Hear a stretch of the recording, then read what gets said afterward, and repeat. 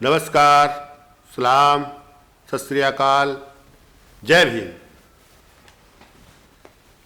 साथियों, ये देश जो है हम सब मिलकर जीता, तो ये सब देश हम सब का है। ये प्रथम नेतृत्व ने ऐसा स्वीकार किया और उसी तरह से देश का संविधान बना, जिसका प्रस्तावना है, हम भारत के लोग भारत को एक संपूर्ण प्रभुत्व संपन्न समाजवादी पंथ निरपेक्ष लोकतांत्रात्मक गणराज्य बनाने के लिए तथा उसके समस्त नागरिकों को सामाजिक, आर्थिक और राजनीतिक न्याय, विचार, अभिव्यक्ति, विश्वास, धर्म और उपासना की स्वतंत्रता, प्रतिष्ठा और अवसर की समता प्राप्त कराने के लिए तथा उन सब में व्यक्ति की गरिमा और राष्ट्र की एकता और अखंडता सुनिश्चित कराने वाली बंधुता बढ़ाने के लिए सुनिश्चित है। तो ये जो प्रस्तावना है, तो ये लोगों को हर प्रकार से भाईचारा के रूप में रखने का है, एक साथ मिलकर काम करने का है।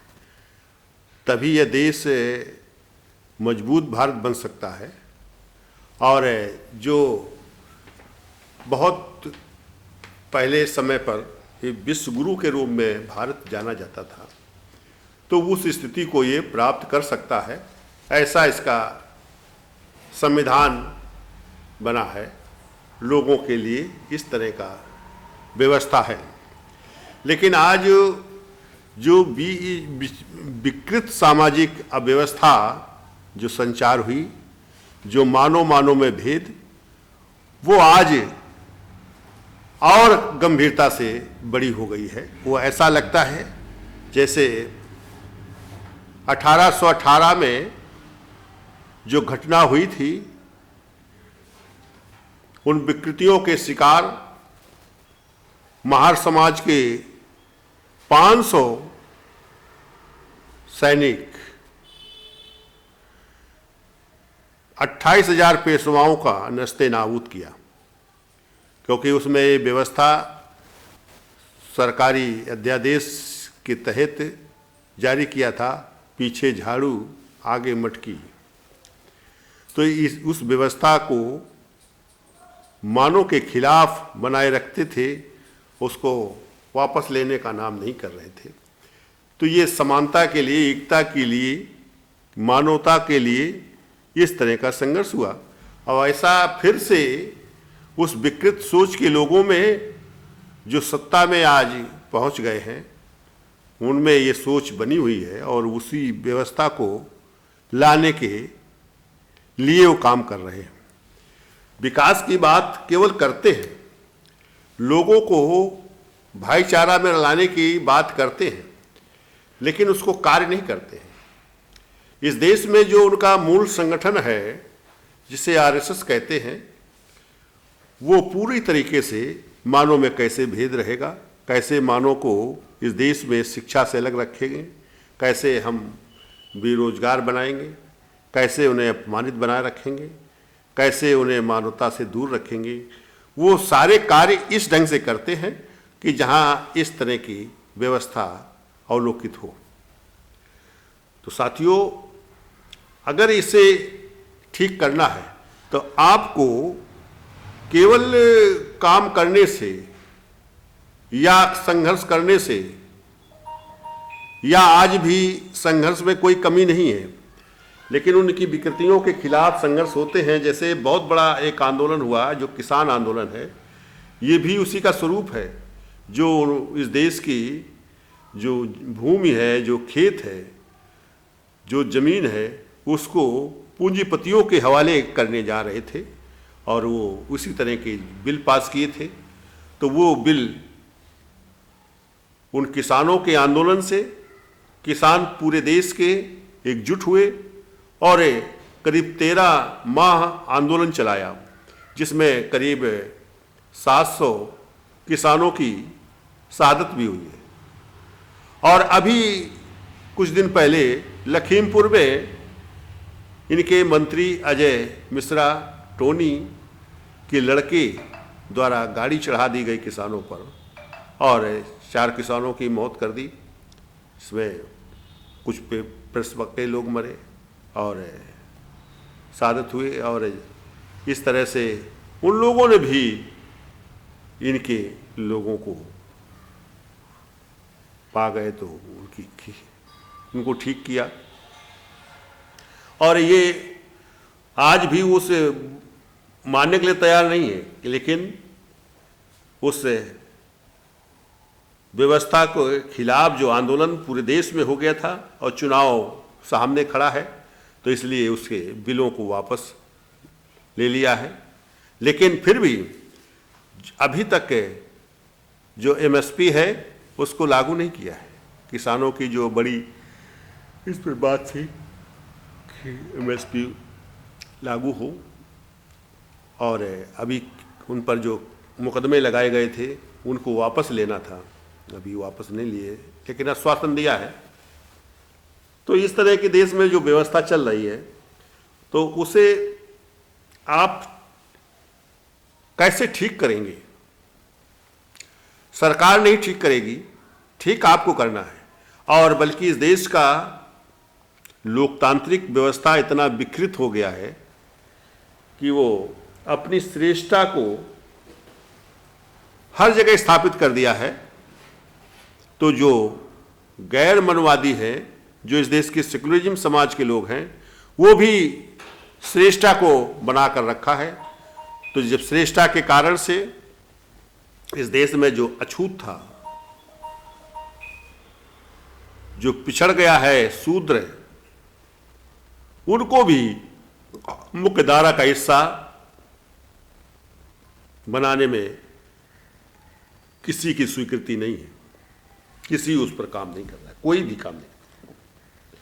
उस सेकुलरिज्म के लोग भी उनसे नफरत करते हैं, और वो तो नफरत करते हैं, वो तो फांसीवाद है। तो आज फांसीवाद का बहुत बड़ा हिस्सा इस सेकुलरिज्म में भी समाहित हो गया है। तो इसलिए इस देश में उस काम में सेकुलरिज्म को लाना होगा, अर्थात प्रतिनिधित्व को हर जगह पर स्थापित करना होगा, प्रतिनिधित्व को लाना होगा। प्रतिनिधित्व केवल आज समस्त पार्टियों ने भागीदारी को स्वीकार कर लिया है। भागीदारी शब्द को तो स्वीकार किया है, सभी भागीदारी देने की बात करते हैं, चूंकि वोट लेना है। और आज भारतीय जनता पार्टी भी भागीदारी की बात कर रही है, लेकिन आज सरकार में है, लेकिन अभी भागीदारी कहीं नहीं दिया। अब उत्तर प्रदेश में उप मुख्यमंत्री जो बनाया है, ब्राह्मण बना दिया है, बैकवर्ड बना दिया है, लेकिन अनुसूचित जात जनजाति का नहीं बनाया है। तो ये भागीदारी की बात करने वाले लोग कभी भी भागीदारी देने के लिए तैयार नहीं है।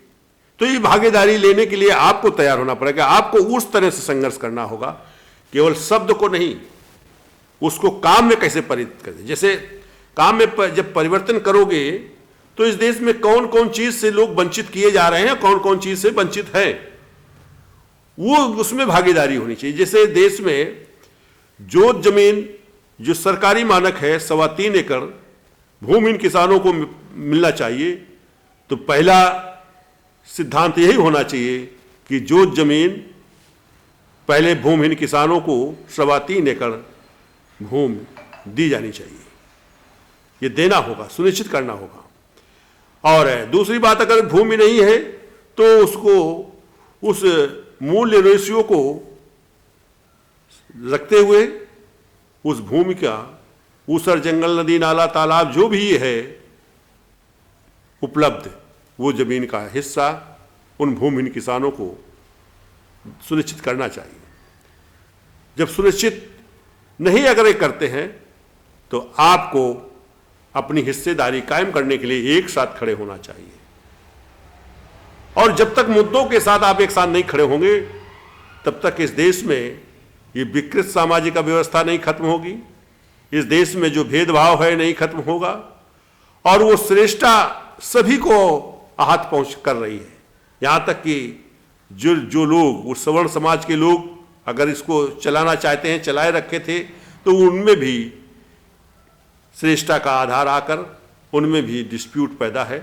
चूँकि सबको तो नहीं कर सकते हैं, तो वो किसी को भी जो सेकुलर की बात करता है, जो न्याय की बात करता है, उसको केवल जेल का रास्ता मिलता है। तो ये हमारे अपील है कि काम के लिए सबको काम मिलना चाहिए और 15,000 रुपये मासिक वेतन न्यूनतम होना चाहिए। और दूसरी बात, सबको पेंशन से जोड़ना चाहिए। वृद्ध, विकलांग, विधवा, प्रधान, बीडीसी, डीडीसी, सभासद, आज सभी को पेंशन 10,000 रुपया मासिक सुनिश्चित होना चाहिए। तो ये अगर ये लोग केवल कह रहे हैं, तो इस बात को आप तय करो कि जब ये कह रहे, देना चाहते हैं, नहीं दे पाते हैं और ये देने की बात करते हैं, जुमला ठहरा देते हैं, तो फिर इनको अपनी ताकत मत दीजिए। अपनी ताकत इकट्ठा करिए।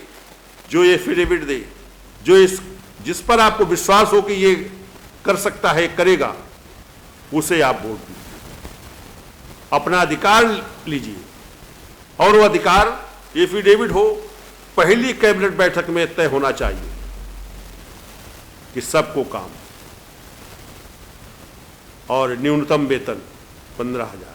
अगर ये व्यवस्था सबको नहीं दी जा सकती है, तो फिर उसके लिए 1 लाख से 15 लाख तक बिना ब्याज के संसाधन के रूप में धन मुहैया कराया जाए, तब वो सही स्थिति पैदा होगी। दूसरी बात, सबको पेंशन 10,000 रुपया मासिक। तो ये करने के लिए, ये वास्तविकता, इसके लिए संगठित होना पड़ेगा। जब आपकी एक ताकत बनेगी, जनशक्ति बनेगी, और फिर ये गांव-गांव में, जगह जगह पर ये पोस्टर लगाइए। अगर पोस्टर आप लगा दिया तो इनको समझ में आ जाएगा, पूरे देश में जब प्रचारित हो जाएगा, पूरे जो प्रदेश में प्रचारित हो जाएगा, तो फिर ये आपके देने के लिए तैयार होंगे और फिर ये घोषणा करेंगे, फिर एफिडेविट देंगे। जब एफिडेविट देंगे और पहली कैबिनेट बैठक में ये तय होना चाहिए और इस 1 साल में सब पूरा होना चाहिए, ये तय होना चाहिए, तब आप उसी सरकार बनाइए। और नहीं, अगर ये करने थे, चिल्ला तो रहे हैं, कोई स्कूटी दे रहा है, कोई कंप्यूटर दे रहा है, तो कोई खुद दे रहा है, लेकिन ये इससे काम नहीं बनेगा।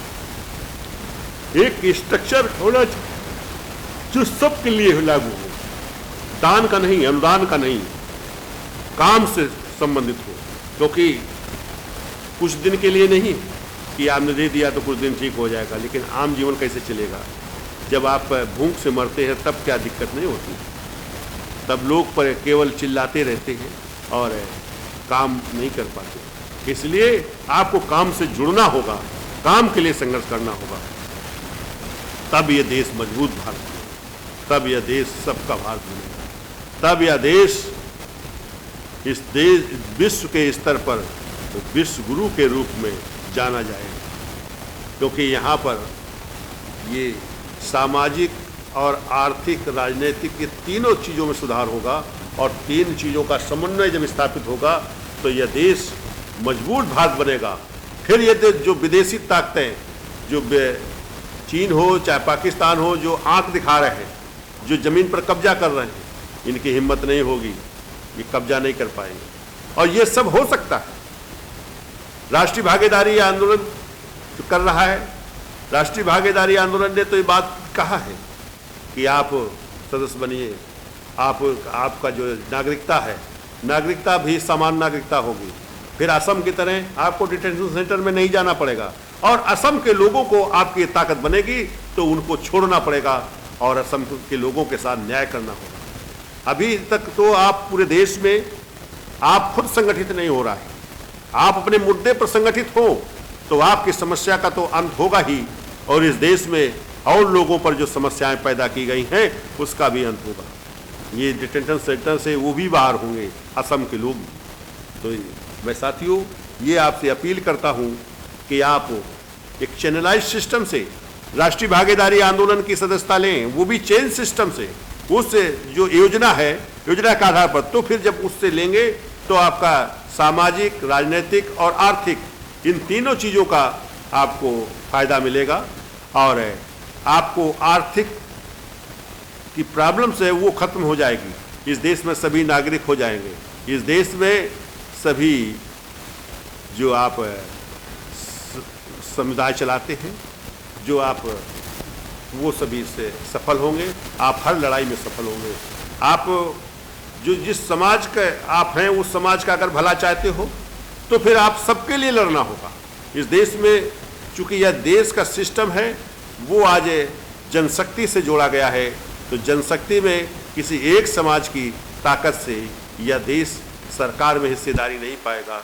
जब हिस्सेदारी नहीं पाएगा तो उसके साथ भेदभाव होना स्वाभाविक है। इसलिए उस भेदभाव को अगर खत्म करना चाहते हो तो सबको जोड़ने का साथ में काम करो।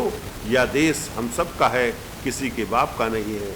इसलिए आओ हम सब मिलकर इस संघर्ष को करें, तभी यह संघर्ष सफल होगा और इस देश में कोई बेरोजगार नहीं होगा और कोई भी इस देश में भूखा नहीं सोएगा। सबको पास वो संसाधन होंगे जिससे उसका जीवन निर्वाह हो सके। तो आइए हम सब लोग एक साथ इस पर विचार करके एक साथ जुड़ें। तो राष्ट्रीय भागीदारी आंदोलन की सदस्यता लें। ये गैर राजनीतिक है, इसमें कर्मचारी, गैर कर्मचारी, व्यापारी सभी लोग सदस्य बन सकते हैं और किसी का कुछ भी नुकसान नहीं होना है। आप जो सिक्योरिटी दोगे उसकी भी गारंटी है वापसी के लिए, और जो सहयोग दोगे उसकी भी गारंटी है सहयोग आपकी पूरी तरीके से, और उसे सहयोग देंगे तो आपको उसे लाभ भी मिलेगा। और इसमें आपका जो किसी तरह का बीमारी है उसके इलाज के लिए भी सुविधा मिलेगी। आपका कोई जो भोजन भूख की बात है इसकी भी खात्मा होगा। आपकी कोई भी समस्या हो उसका भी समाधान का रास्ता निकलेगा। आप किसी तरह की समस्या हो तो ये सारी समस्याओं के समाधान के लिए बना है। और आइए हम सब मिलकर इस कारवां को आगे बढ़ाएं। तो उठो, बढ़ो, संगठित हो, संघर्ष करो, ले लो अधिकार अपना, यह देश हमारा है। तो साथियों, इस तरह से बात करते हुए आगे बढ़ते जाइए। यह देश फिर से मजबूत होगा और विश्व गुरु के लक्ष्य को प्राप्त करेगा। धन्यवाद साथियों। जय भीम,